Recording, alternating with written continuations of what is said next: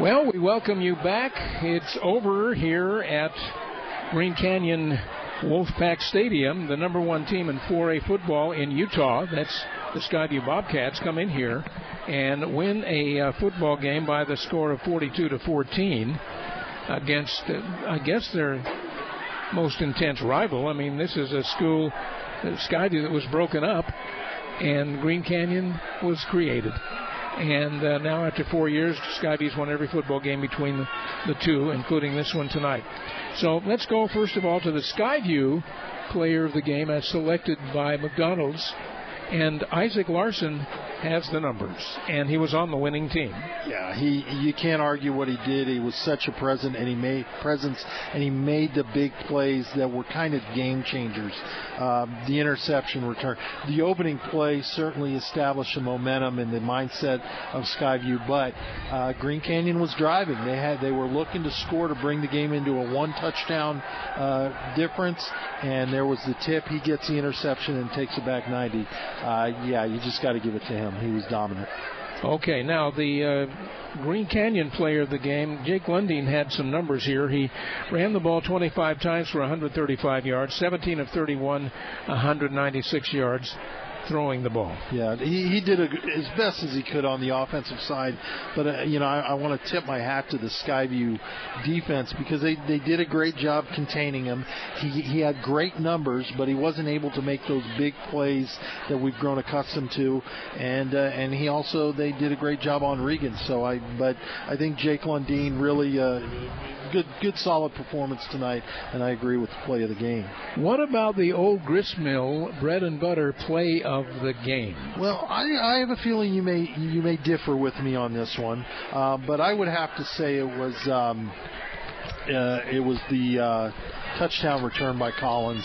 Again, it was a matter of that was really a momentum changer, and it kind of forced things in the wrong way for Green Canyon fans. Coach Ander has made his way up to talk to us. Coach, thanks for coming by. Oh, you bet. Let's see if we've got the microphone on so we can talk to you. This is 2 weeks in a row, so I'm going to hand my... There you go. Okay. Well, we're looking at a situation here where you're driving to make it a one-touchdown game, and it just kind of didn't go your way. No, I didn't. And, talk to Jake. He can't throw that ball up there like that. He did 2 of those tonight. And,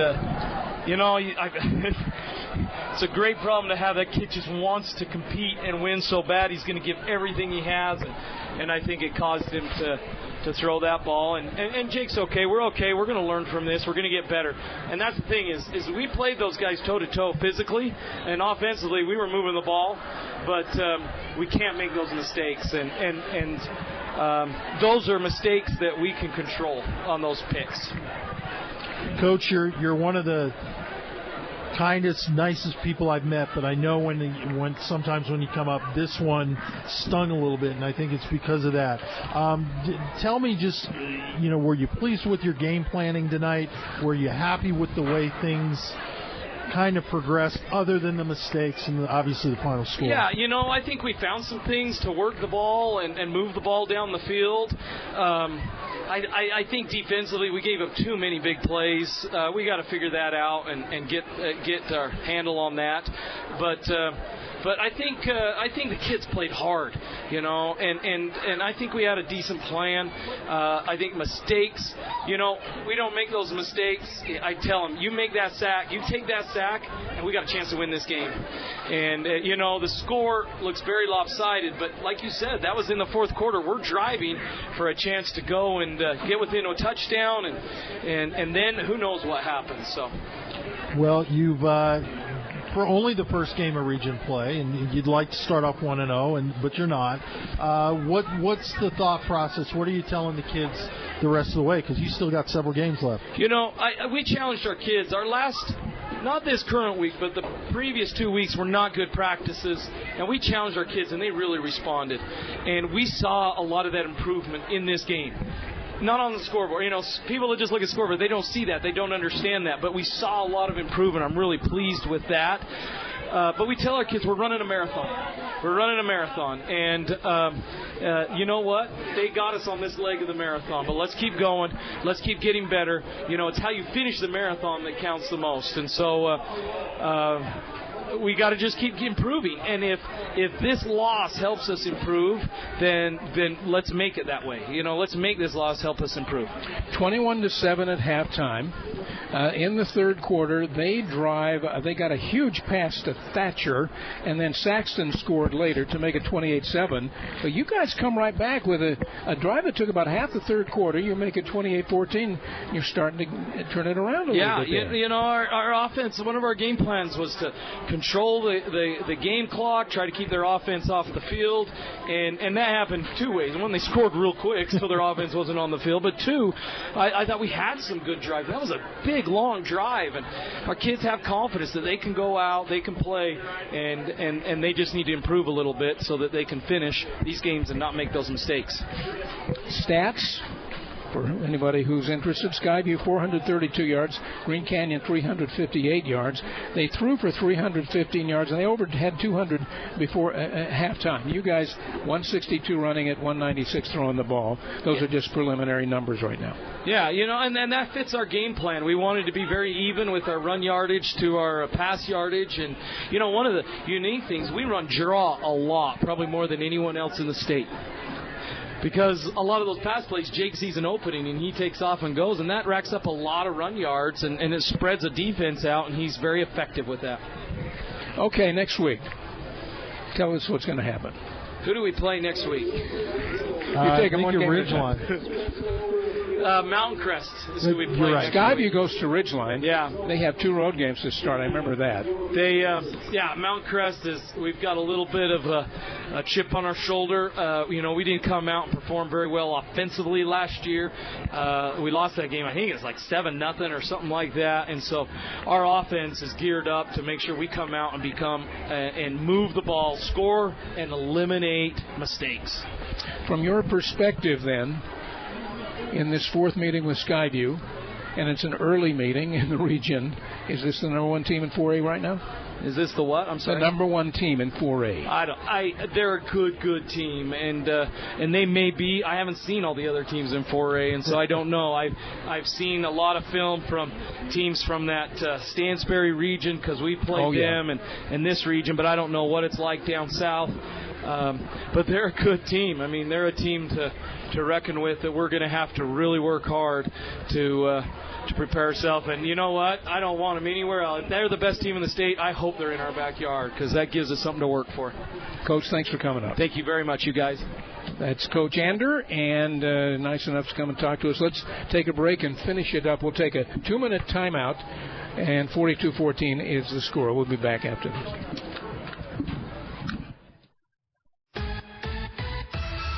Hi, my name is Josh Watts, and for 3 generations, Preston Watts Collision Glass has taken care of all your collision and auto glass needs. Windshield replacement is just one of our specialties. We have certified technicians and the most competitive prices in the valley. We will waive up to $100 off your insurance deductible, give you free rock chip repairs, and to top it off, we'll wash your vehicle inside and out with your windshield replacement. Give us a call at 563-3215. At Preston Watts, we do it right. Coldwater Stone in Tremonton is under new ownership and is partnered with Castleite in Logan. With over 50 years of combined experience, they'll help you find the most stunning products for your home. Coldwater takes some of the most beautiful resources Earth has to offer, then shapes and blends them to help create your dream home.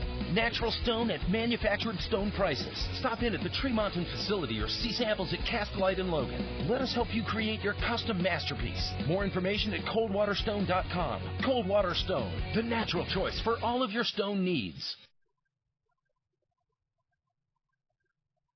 Coldwater Stone.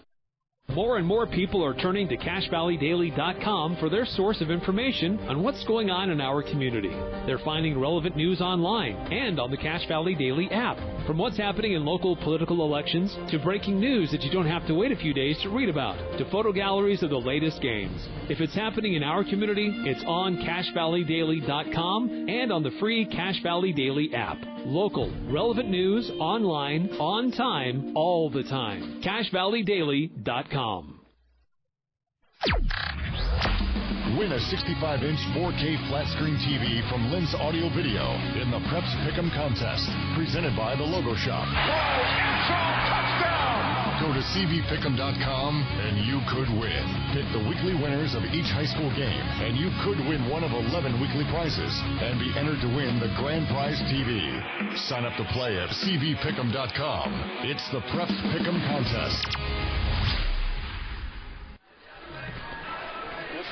We're going to wrap it up. It's a 42-14 win, Skyview over Green Canyon. Now, I think we're trying to do all of our bookkeeping to get it straight. The old gristmill bread and butter play of the game, and this is one that Eric and Ajay will call on you Monday on their show, and anybody who can identify this play gets a certificate for 4 loaves of bread to the caller who can correctly identify the bread and butter play of the game. Bread and butter.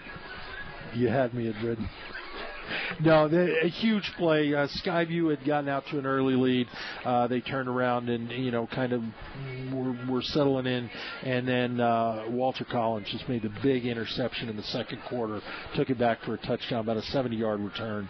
And that just kind of kept the momentum in Skyview's favor. So for me, that's the bread and butter play of the game. Okay, so we have done everything else, do you think? Well, we've got our players of the game. Yep. And that's Larson and Lundeen. Okay. And I think we have a Castle Light rock hard hit of the game. And there towards the end of the fourth quarter, a nice little sack trying to keep Skyview from going. Hellstern did a good job with that hit late in the fourth quarter, so I think that would be my play of the game. And then your Great Basin Graphics made you look play of the game. Green Canyon, this is when the momentum seemed to have been changing a little bit. There was a touchdown pass there. The second score by Green Canyon cut it to 28-14. Curtis was wide open. No one, they had messed him up, the coverage up, but he gets the touchdown pass, and that's when momentum seemed to turn. Seemed like the crowd was getting into it on the Green Canyon side, but as Skyview did tonight and seems to have done all year, every time something like that happens, they make a play. And, again, number 1 in 4A. We looked at the scores of the previous 3 games with Green Canyon, all won by Skyview.